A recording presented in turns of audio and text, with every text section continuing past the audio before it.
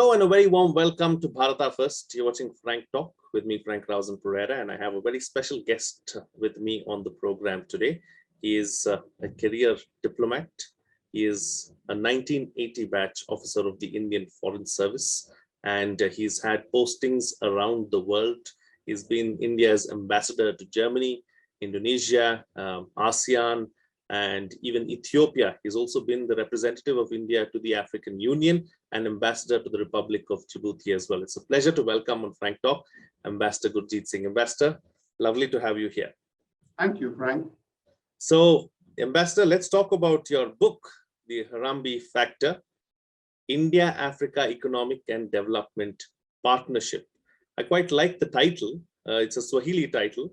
So tell me the thought behind it. Why did you decide to go ahead with this title? Thank you. So originally my idea was to write about the India-Africa economic partnership. And you know, this book is supported by the Indian Council of World Affairs. And when they approved the book, they said actually there is no literature on India-Africa development cooperation. So they asked me to look at that in detail as well. So the ambit of the book really increased. And once we started doing the development partnership, the spirit of cooperation comes out very much there. So, you know, trade, investment, all that is often lopsided, it changes sides, but development partnership is consistent and has a deep impact. Now, the title of the book, therefore, had to be something around the spirit of a partnership. Now, traditionally, my earlier books have actually all had titles focused on food, misleading titles, I would say, but having a connotation to food. But here, we couldn't do that. So I picked on Harambe, because Harambe is a Swahili term widely used. In fact, the Indian High Commission in Nairobi is on Harambe Avenue. And Harambe actually signifies the spirit of cooperation. And in fact, many people say, or some people say, that when Indians first came to East Africa to build the railway, they used to pull together heavy loads. And at that time, they used to say, Har Harambe. And Har Harambe locally got, fused into Harambe. Unproven, but I've heard it often enough. And therefore, I believe it has an Indian connection, but it was a very African term to signify the spirit of cooperation. So then, since the book covers the whole of Africa, we use on the cover, if you see, there are languages all around the circle. They are the official languages of the African Union. Arabic, French, Spanish, Portuguese, and English, of course. But now Swahili is also an official language. So I think the Harambee factor comes there. And that is what we are trying to say, that this is the spirit of cooperation. I love the story behind it, especially Har Harambe, and then the connection between India and Africa, because that is what the book is all about. Yeah. But Ambassador, when you started penning the book itself, I'm sure, memories from your time as ambassador in Africa, with your time, as representative of the African Union and so on and so forth, all those experiences have helped in actually penning down the book. But what was the most challenging aspect really once you started writing this book? So besides the experiences that you mentioned, I was the additional secretary in MEA when we did the second summit. And that is when we had the real large enlargement of our development program. So I had a ringside view of what we were trying to do in Africa. So I had in my head, everything that was planned. But the most difficult thing was to follow that up and say what happened, because that was now my mandate to assess the development cooperation, which essentially means critically review the implementation. So following up each project, following up with the ministries, following up with the implementing agencies. That was very challenging. Many people had changed, but then ultimately, I think we dug up some of the old passionate people who were still around. And this ring of passion is what I call it. The ring of passion reclaimed itself and was, even where they could not achieve the project, they were very happy to talk about it. So I think that was the biggest challenge. Absolutely. Talking about development cooperation, before the pandemic, we saw that Africa seemed to be this hotbed of activity. Everyone wanted a piece of the African pie, so to speak. China was heavily invested in Africa, continues to be so, but then there were other countries too who did not want to miss out. Initially, of course, Africa was always somewhere at the back of everyone's mind. No one really wanted to actively invest and actively participate in anything in Africa, but all that changed over the last, after 2000. But has the pandemic now changed any of that, Ambassador? Well, the pandemic certainly lengthened my book, and I had to rewrite parts of it, because when I finished the manuscript and then the pandemic came, so many of the priorities and hypotheses I was working on suddenly had to be changed. So that was a direct impact on the book. Of course, the pandemic also changed my lifestyle, so I was at home more often, so I could actually finish the book. But be that as it may, I have in the book spoken about Africa as an opportunity.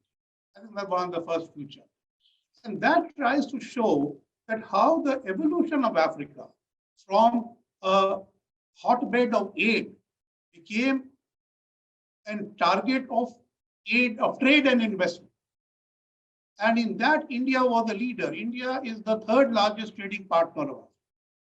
So this is significant. However much you may criticize that our trade is really not big, but still we are number 2 or 3 in almost every year.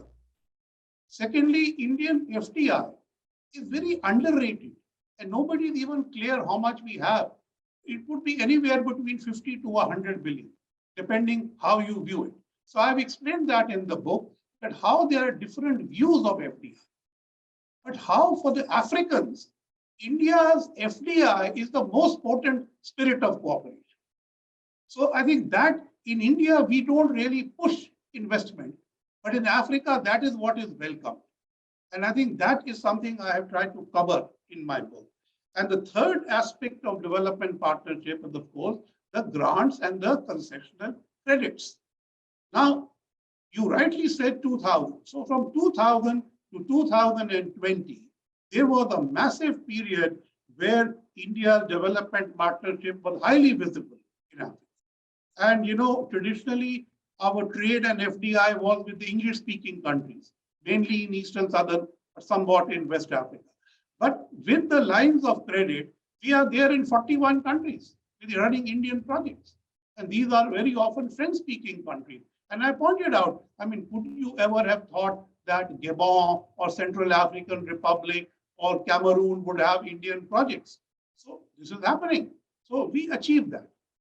Now, what that leads to is assessing the fact that low-cost finance and FDI and trade are today what Africa wants. But with the pandemic, Africa, which was moving towards relieving debt stress, became very stressed because they could not now repay the debts.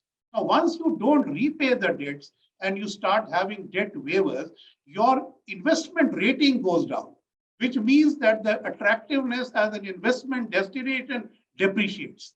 So suddenly all this happened in the post-pandemic period. Trade got impacted. So many things like that happened, and suddenly aid was again what Africa was asking for, though specifically for the pandemic. I felt extremely sorry because, the Africa Continental Free Trade Area, which was to come up on, I think, in 2020, suddenly had to be pushed back by a year. And that was one of the big signals of Africa turning the corner.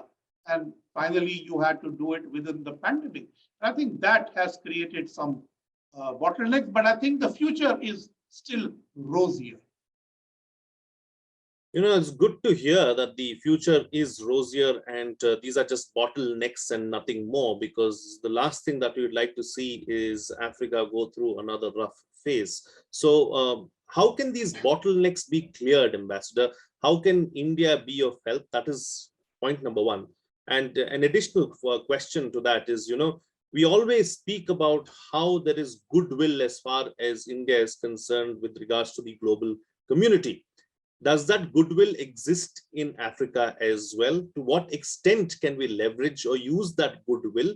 And what about the Indian diaspora? So the Indian goodwill is actually tremendous, and that includes the diaspora. And as early as 2008, when China and India were becoming active, we had the first India-Africa summit in 2008. Harry Broadman for the World Bank, when he wrote about the new Silk Route, actually said of all Africa's partners, it is India and its small and medium scale investors who transfer the most technology, create most employment, and contribute the most to regional trade. So this SME investments were very strong, unlike the big projects or the MNCs.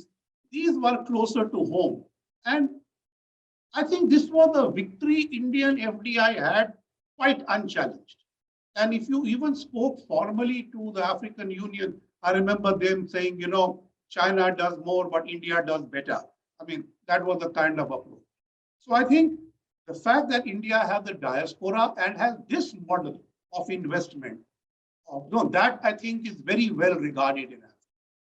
Now coming to the first two parts of your question, what were the bottlenecks? So for the book, we actually conducted a survey of Indian businessmen interested in Africa. Some of them were already doing business, some were planning to do business. But there was overwhelming numbers, I think almost 60%, who said they wanted to invest in Africa. And they even gave us preferences. And we found that East Africa and West Africa were the priority areas. South came next. So there was a very clear in our survey idea that investment is what Indian entrepreneurs want to do.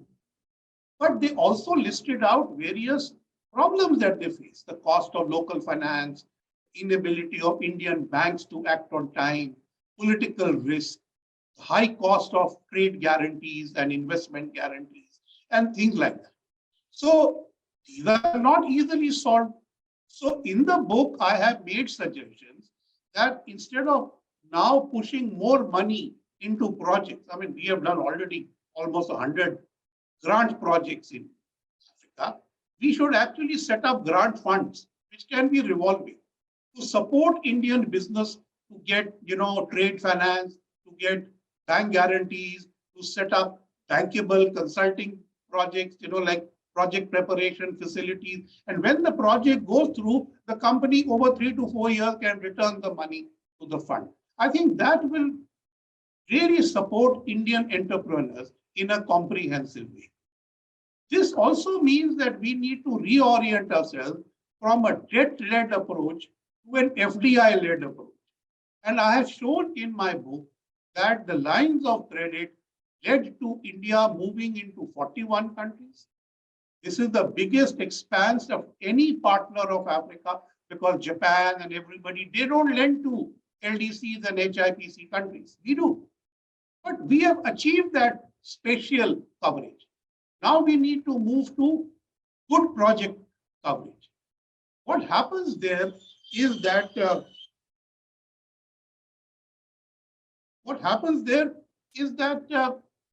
today, faced with debt stress, Africa believes that they need more FDI and less debt. So in fact, I pointed out that some countries have not been able to pay their debt. But research shows that we are not claiming, we are simply greening those loans by new loans. But this can't go on forever. So rather than rolling over loans which can't be paid and not being able to write them off, it is better to move away into a new system, which is more hybrid or purely in the scheme of FDI. And in this, the role of trilateral partners, Germany, Japan, Singapore, UAE, France, is important. Why? Because all of them respect the Indian model of doing business in Africa and the respect it generates. Since you brought up trilaterals, Ambassador, I want to talk to you about the Asia-Africa Growth Corridor. It was announced with much fanfare a few years ago, but after that, we've not really seen or heard anything in the press or from anyone else as well. It's been very low-key, low-profile. No one even knows if it has actually taken off or not, because information is very scanty, really, as far as the Asia-Africa Growth Corridor is concerned. So when you talk of trilaterals, how do we make them work? So the Asia-Africa Growth Corridor was an ambitious think tank project. But it had a Japanese think tank involved, but it had no think tank from Africa.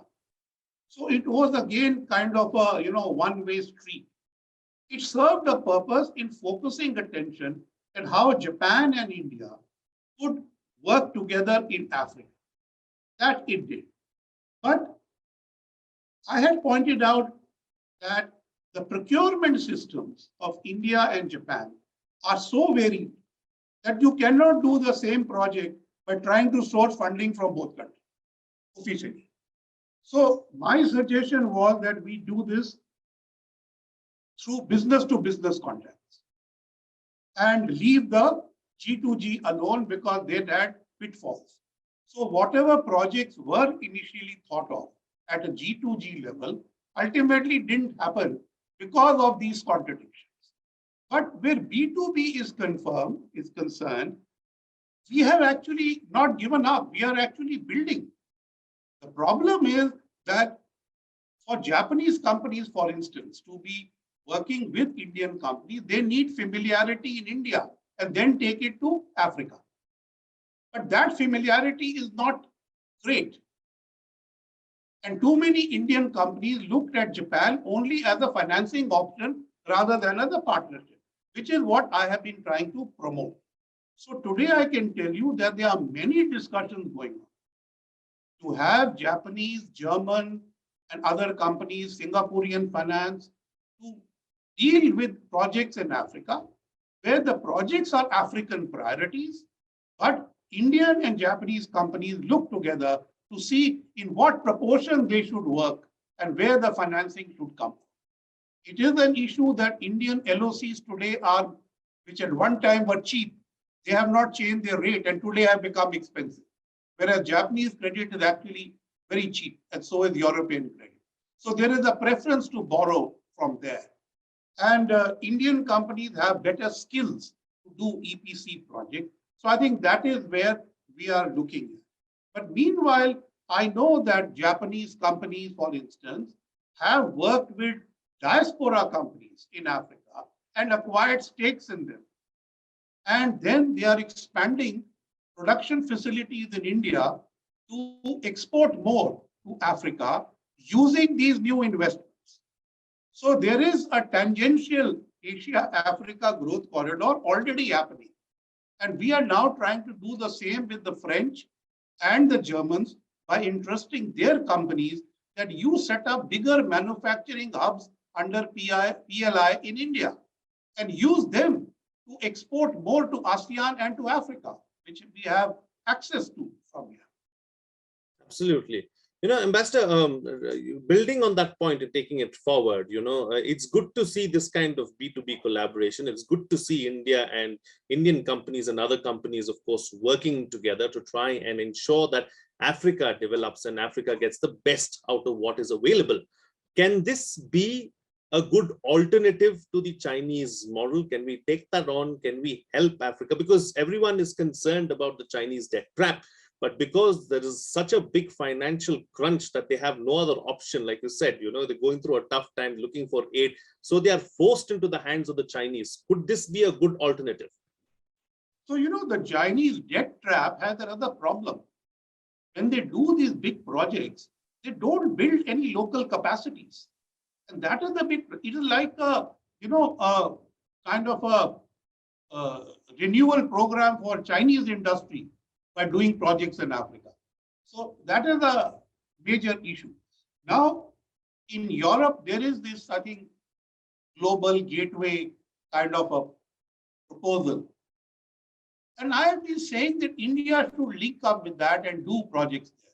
But I have read recently that France is now talking to China how they will do projects together in Africa. Why India is not able to do that, I'm not certain. But I believe here, my idea that we should take this up at business rather than government level is a better one. And we should get our industry association to reach out to, well, I don't think the atmosphere is right to work with China, but certainly you can work with Europe. And one example is that there is a huge amount of money laid out by Germany to support vaccine development in Africa. And East Africa does not have a vaccine manufacturing unit, so other parts have.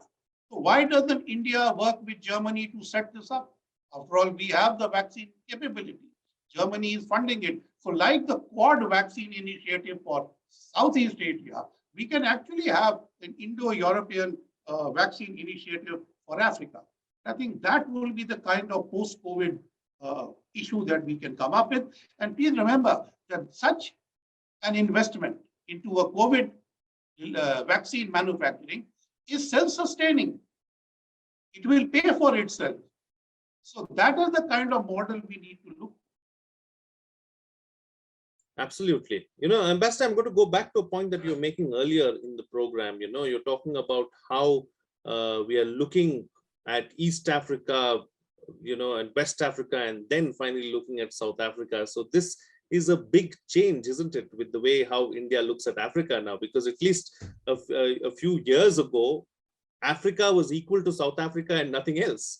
But over the last decade and a half too, we've seen high-level visits from India's side to Africa, to several other smaller African nations, to the island nations and other places in East Africa and West Africa as well. What has brought about this change? I think initially South Africa in the 1990s and early 2000s was the most stable place to invest. But it has not become the base for exporting from there to the whole of Africa, even pharmaceuticals. So Indian companies have found regional hubs. And meanwhile, other countries have shown good investment regimes. Kenya, Ethiopia, Morocco, Senegal, Nigeria. So there are many. Gabon attracts Indian investment. So South Africa is no more the only hub. There are many other hubs. And around these hubs, there are larger markets which the Africa Continental FTA will allow you to access. With South Africa, the Southern Africa Customs Union never allowed India to enter. As a result, if you look at the, I think, 13 or 14 African countries who have not borrowed lines of credit from India, most of them are in SAPU. So Indians went where the credit went. That made the big difference. Absolutely. I mean, that makes so much of sense. You would do what benefits you at the end of the day. And if you're going to get business done in a far more easier manner, then why not go with that option? Talking about that, Ambassador, what are the biggest challenges really as far as development cooperation is concerned for India in Africa, be it B2B or G2G? We had got an ambitious plan in the first two India-Africa summits and offered Africa 100 capacity building institutes. This is a massive capacity building push. We worked on the basis that China looked at the resources of Africa, whereas we believe that Africa's best resources lived on it rather than lay under the ground. That was a stark thing. When some country would announce 20 scholarships, we would announce 50,000. So India's ITech program, India's agriculture scholarship, India's Raman fellowship, and these capacity building institutions were a big game changer in India's image in Africa. However, we also were the only ones to follow a 3-tier development pact with Africa. We worked at the level of the African Union, We worked at the level of regional economic communities and we worked bilaterally. Now, when I reviewed this for the book, I found that, I would have thought that 40-45% strike rate of achievement of projects is what we had thought of when I was in the planning stage. But it is lower than that. So many countries in Africa could not come up with the basic requirements of land, building, and budget for maintenance of the institutions that we had offered. At the regional community level, they just could not decide how to do it. And the African Union, which was given some very big projects, they were supposed to choose the location. And they chose the location politically rather than suitability to the project. Like the Civil Aviation Academy we offered to set up, they said you set it up in Chad. You know what I mean? So, or, we asked for a food processing cluster, they said go to Mauritania. These were political decisions. These were not based on the specifications we gave, which they should have professionally assigned to us. So these became big problems. The designation of host countries, the inability of host countries to fulfill their thing. And this is where I have written in the book that now is the time to deal with the trilateral. You go to Germany, which has big programs, or Japan, which has big programs, and say, see, we are ready to do all the software part. But they can't do the hardware part. You help them because we don't have the mandate to build a building or buy the land or pay for. No, we were agreeing to pay for 3 years of running the project. But then the project must have a business plan and run itself. And that is where the difficulties came up. The other sad part was that we had created a map in my time in MEA, where we mapped every country of Africa and said, where do we have which project? And we found Central African countries, we had almost no presence. So when we had these 100 institutions, we actually gave more to Central African countries, hoping to cover the gap. And East African and Southern African countries who already had 1 or 2 projects were only given 1 additional. But at the end of the day, the ministry also has to show implementation. And we found that in Central African countries, we just couldn't get going. And even when we would send, institutions which were to implement it, the French language and other became huge impediment, and we were not able to bridge them. So what happened was went back to English-speaking countries to achieve your goals. That was, I felt a little bit sad that the gap that we wanted to cover, we did not. Absolutely. Language can be a big barrier, despite having no problems, no challenges between India and France. We still don't see the level of cooperation that we would like to see, because it's one of the smoothest relations, that bilateral relations that any country can have, that is between India and France, but it's limited because of the language barrier. So, Ambassador, let me bring in another aspect now. So what does India bring to the table as far as Africa is concerned? India brings a benign approach, which has no direct agenda of its own. We bring friendship. Initially, I have a whole chapter on the evolution of India's policy towards Africa, in which I talk about, the old traders, the administrators who went in colonial time, Mahatma Gandhi, anti-colonialism, non-aligned movement, and setting up of institutions, the high-tech program, all this up to 1964. And after that, a new era started. But frankly, it was the post-Cold War period when India's economy, post-liberalization, boomed, that Africans saw in India in that decade of 1991 to 2000, including the nuclear test, that here was a country which was plural, which was democratic, which could have a reasonable rate of growth and show immense progress. But Africans saw in this a model which could be emulated. They knew they can never be a France, they cannot be a Germany, they cannot even be a China, but they could be like India. So that model of emulation was very much in African minds. And I think that is why in 2006, when the African Union decided to reach out to partners for new summits, India was at the top of the list. Most relevant, non-interfering, and willing to help as much as its abilities allow. In fact, the African Union once told us that sometimes it is not what you offer, but the manner of offering which is more important to us. And he said that India does very well through extensive consultation. Absolutely. And one final question before I let you go, Ambassador. So considering where we are right now, with the pandemic and how the global economy has been impacted, Africa too has gone through a very bad phase. What's the best way forward for India-Africa relations? I think Africa has got many, plans for itself. The Hi-Fi, FIDA, agriculture, and we should follow them and see where we can supplement. Secondly, I think we need to move into an FDI-led approach, and this does not only mean with government funds. It also means let us look to implement the SDGs through something like the impact investment movement. Now, there is, these new ESG funds. There is the Avishkar for Africa fund. Through Sankalp Africa, they look at reaching out to greenfield and brownfield projects, which are small, which encourage African entrepreneurship and achieve the SDGs through investments, not through charity or philanthropy.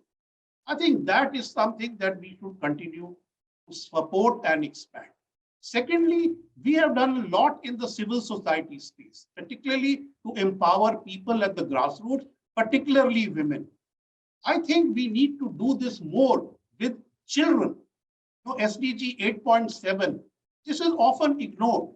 Thanks to the pandemic, the number of children suffering in Africa has rapidly gone up. This is something that we need to work at. And, we have very good examples in India of the Kailash Satyarthi Children's Foundation. We have the Avishkar model of SDGs, which works in Africa. I think these, non-governmental routes are perhaps the time for them to make bigger strides. And the government can support them to a point, but certainly government should support consulting companies, banks and funds to look at Africa and continue the model of cooperation of Harambe that India is so proud. Lovely. Absolutely. Ambassador, pleasure having you on the program. I wish you all the success for the book. It looks like an exciting book, very interesting, and book full of information. Anyone who would be interested in India-Africa, relations should go out and read the book. The book is available now on Amazon online. I'm going to put a link to the book as well in the description of this video below. So those of you who would like to go out and buy the book, do so now and be that much more enlightened, really, as far as India-Africa relations are concerned. Ambassador, lovely having you on the program. Thank you so much for being here and sharing your thoughts on the Harambee Factor. Lovely having you on the program. Thank you, Frank. Pleasure. All right, that's all the time we have on this edition of Frank Talk. See you again next time.